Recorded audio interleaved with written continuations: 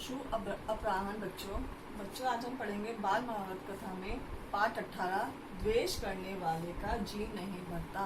द्वेष मतलब होता है जो किसी से घृणा करता और नफरत करते हैं। ये बेटा मैं इसको आपको पाठ का सारांश समझाती हूँ। जब पांडव वनवास में रह रहे थे यानी कि जंगल में रह रहे थे, तब वहाँ ऋषि मुनि आकर उनसे मिलते थे। तो एक दिन हस्तिनापुर ऋषि मुनि गए, वहाँ धृतराष्ट्र को उनकी तकलीफ के बारे में, पांडवों की तकलीफ के बारे में बताया। धृतराष्ट्र को उनकी चिंता होने लगी और कर्ण और शकुनी दुर्योधन से की चापलूसी करते थे। वो उसके पास आए। दुर्योधन ने कहा, मेरे को उनकी तकलीफ देखनी है, पांडवों को कैसा वहाँ जीवन व्यतीत कर रहे हैं, मेरे को कोई उपाय बताइए जिससे मैं द्वैत वन में जा सकूं। तो उन्होंने कहा, कर्ण ने कहा कि पहले रिवाज था कि हम जाकर द्वैत वन में जाकर चौसार को हम देख सकते हैं, चौसर को देख सकते हैं, यानी कि जिसके 4 पैर होते हैं, चौपर को हम देख सकते हैं। उन्हें जाकर हम वहाँ 4 पैरों वालों को देख सकते हैं, गणना कर सकते हैं। हमें महाराज से आज्ञा लेनी होगी। दुर्योधन ने जाकर अपने पिता से आग्रह किया और उन्होंने आज्ञा दे दी। तो वो लोग द्वैत वन में सेना के साथ वहां पर चले गए। वहां गंधर्वराज चित्रसेन भी परिवार और सेना के सहित तालाब के किनारे उन्होंने डेरा डाल दिया। दुर्योधन ने भी अपनी सेना के साथ पांडवों से 4 कोस दूरी पर डेरा बनाने का निश्चय किया।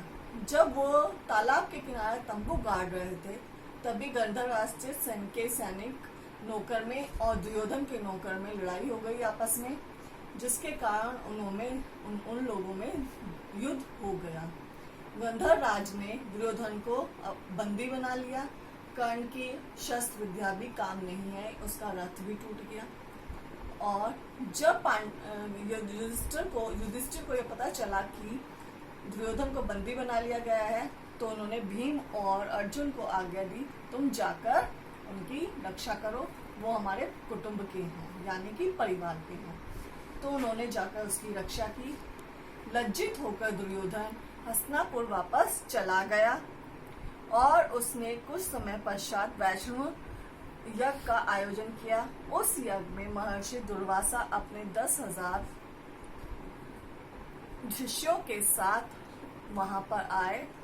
दुर्योधन ने उनका काफी आदर सत्कार किया। आदर सत्कार करने के पश्चात उसने दुर्वासा ऋषि से आग्रह किया कि आप मेरे प्रिय भाई पांडवों के वहां भी जाकर उनका आदर सत्कार स्वीकार करें, परंतु मेरी एक आपसे अनुरोध है कि आप वहां तब जाएं जब वो लोग भोजन कर चुके हों। उन्होंने उसकी यह आग्रह स्वीकार कर लिया।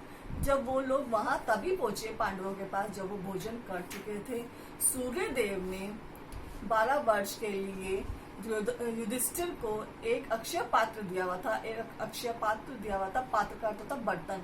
उसने बोला था द्रौपदी जब तक उसमें से खाना सबको खिलाती रहेगी तो वो कितने भी लोगों को खाना खिला सकती है, परंतु जब वो स्वयं खा लेगी उसके बाद वो अगले दिन ही उसका वो काम करेगा वह अक्षय पात्र।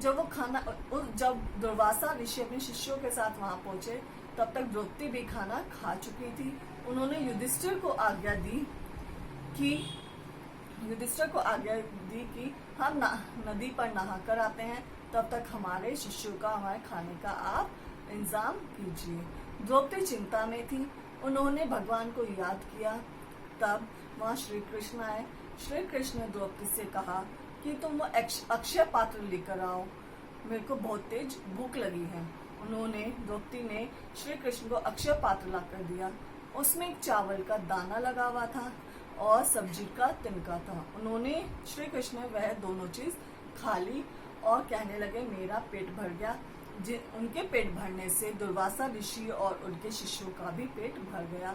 उन्होंने भीम को आज्ञा दी, भीम भैया आप जाकर दुर्वासा ऋषि और उनके शिष्यों को बुला लाओ खाने के लिए।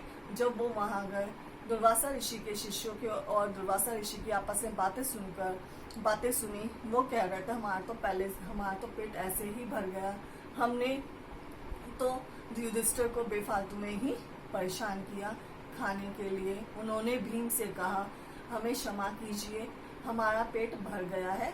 यह कहकर वो अपने शिष्यों के साथ वहां से चले गए। बच्चों, ये पाठ का सारांश समाप्त होता है। अब आते हैं हम इनके प्रश्नों पर। प्रश्न 1 है, दुर्योधन और कर्ण धृतराष्ट्र से किस बात की अनुमति लेना चाहते थे? दूसरा प्रश्न है, दुर्योधन के डेरे का स्थान पांडवों के आश्रम से कितनी दूरी पर था? दुर्योधन ने कौन सा यज्ञ किया? महर्षि दुर्वासा अपने कितने शिष्यों के साथ दुर्योधन के महल में पधारे? 5वां है, श्री कृष्ण ने द्रौपदी की दुविधा को कैसे खत्म किया? बच्चों, दुविधा का अर्थ होता है परेशानी। आपका ये प्रश्न भी समाप्त होते हैं। धन्यवाद।